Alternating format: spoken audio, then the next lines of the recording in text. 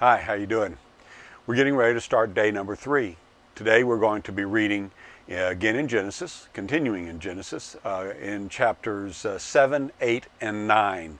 And so this is really the crux of the story of Noah and the ark.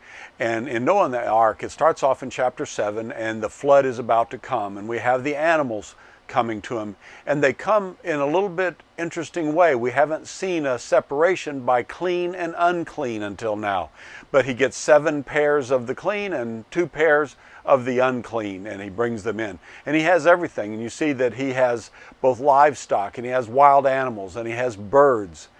And this will start to be, we talked about those big themes. This is start to seeing one of the themes over the next 3 chapters, this and the following 2 chapters. You're going to see the theme of Genesis chapter 1 played out again with a few things different, particularly this time the addition of the clean and unclean animals. And so we have the flood come, God closes Noah up, and it says everything is dead.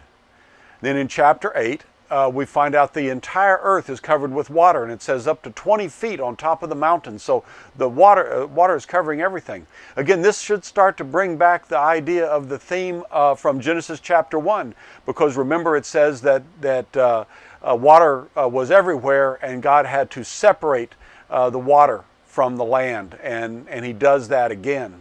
And then another thing happens. The ark lands on the top of the mountain, and the water does start to recede. And how does it recede? Because God sends a strong wind to blow it away. Well, if you remember in Genesis chapter 1, we didn't study this. It's a little bit of study, not supposed to have it right now, but the word for roach, the word for spirit is roach, which means wind.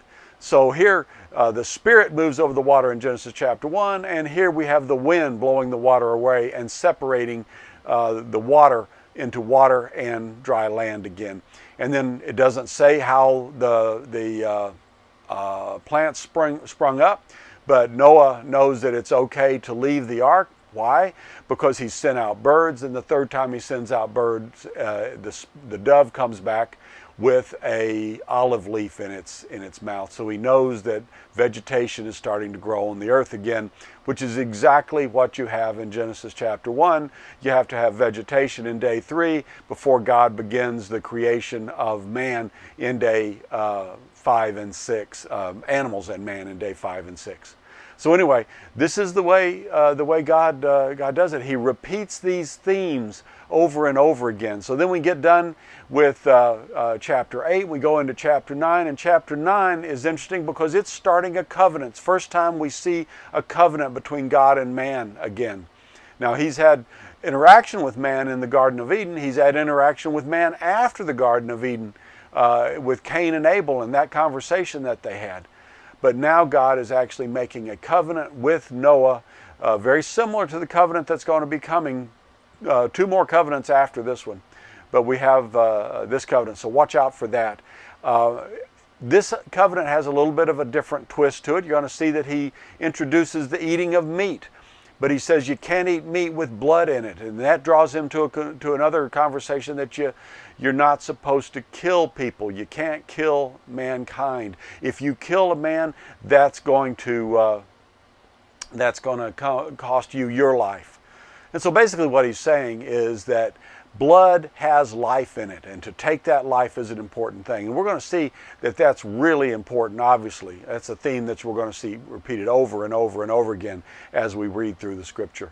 And then finally, it ends the chapter with a discussion about the separation of his sons into 2 camps, good and bad. Remember, Ham finds his father in a compromising situation and doesn't do anything about it properly.